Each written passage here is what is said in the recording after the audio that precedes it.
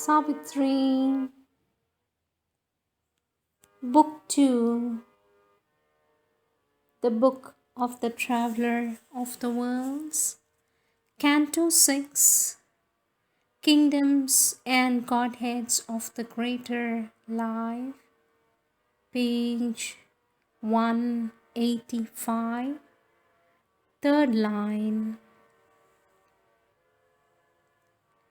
An ideal is their leader and their king, aspiring to the monarchy of the sun. They call in truth for their high government, hold her incarnate in their daily acts, and fill their thoughts with her inspired voice, and shape their lives with her breathing form, till in her sun gold Godhead they too share. Or to the truth of darkness they subscribe, whether for heaven or hell they must wage war. Warriors of good, they serve a shining cause, or are evil's soldiers in the pay of sin. For evil and good an equal tenure keep, wherever knowledge is ignorance's twin. All powers of life towards their Godhead tend in the whiteness and the daring of that air. Each builds its temple and expands its cult, and sin too, there is a divinity. Affirming the beauty and splendor of her law, she claims life as her natural domain, assumes the world's throne, or dons the papal robe. Her worshippers proclaim her sacred right. A red-tiered falsehood they revere, worship the shadow of a crooked God, admit the black idea that twists the brain, or lie with the harlot power that slays the soul. A mastering virtue statues the pulse, or a titan passion goads to a proud unrest. At wisdom's altar they are kings and priests, or their life a sacrifice to an idol of power. Or beauty shines on them like a wandering star, too far to reach, passionate, they follow her light. In art and life, they catch the all-beautiful's ray, and make the world their radiant treasure house. Even common figures are with marvel robbed, a charm and greatness locked in every hour, awakes the joy which sleeps in all things made. A mighty victory or a mighty fall, a throne in heaven or a pit in hell, the dual energy they have justified, and marked their souls with a tremendous seal.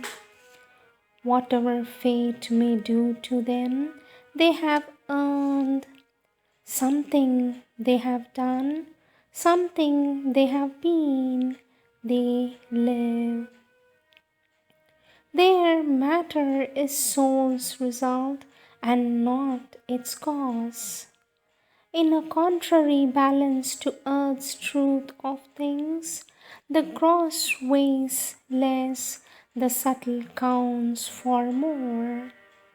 On inner values hangs the outer plan, as quivers with the thought the expressive word, as yearns the act with the passion of the soul.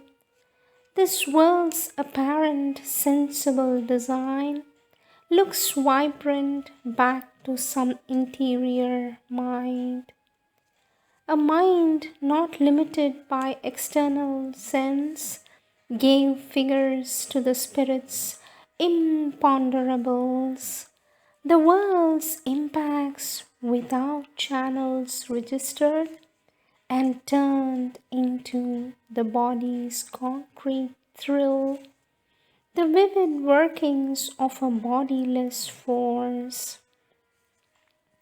Powers here subliminal that act unseen or in ambush crouch, waiting behind the wall, came out in front, uncovering their face. The occult grew there overt, the obvious kept a covert turn and shouldered the unknown. The unseen was felt and jostled visible shapes in the communion of two meeting minds.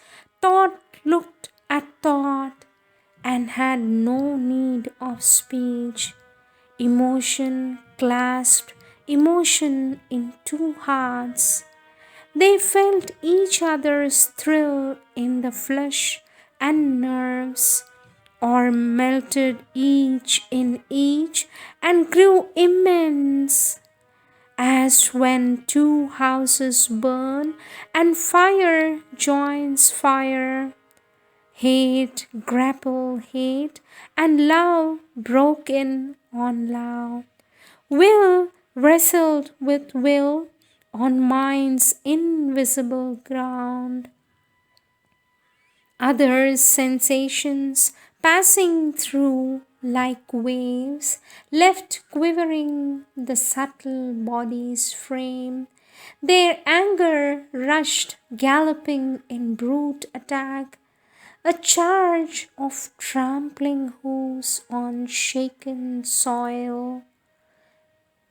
One felt another's grief invade the breast, another's joy exulting ran through the blood.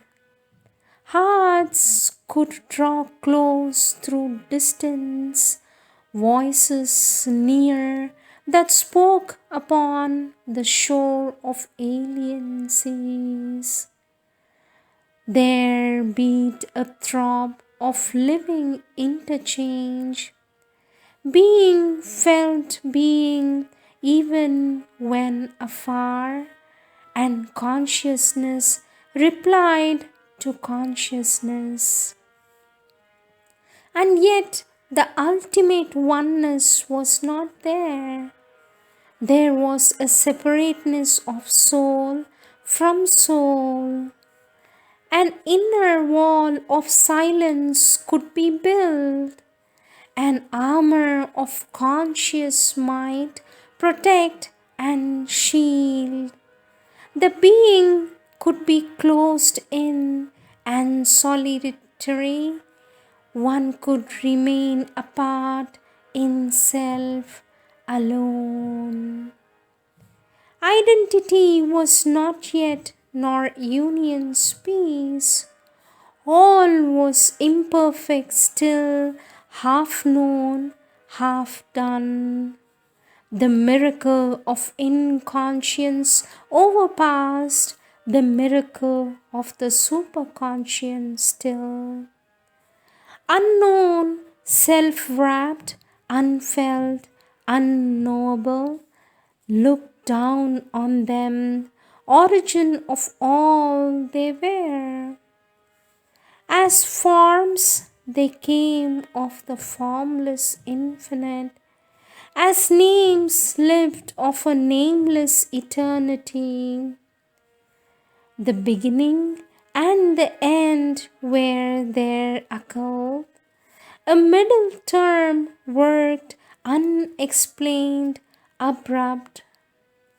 There were words that spoke to a vast wordless truth. They were figures crowding an unfinished sum. None truly knew himself or knew the world or the reality living there enshrined. Only they knew what mind could take and build out of the secret supermind's huge store. A darkness under them, a bright void above. Uncertain, they lived in a great climbing space. By mysteries, they explained a mystery. A riddling answer met the riddle of things.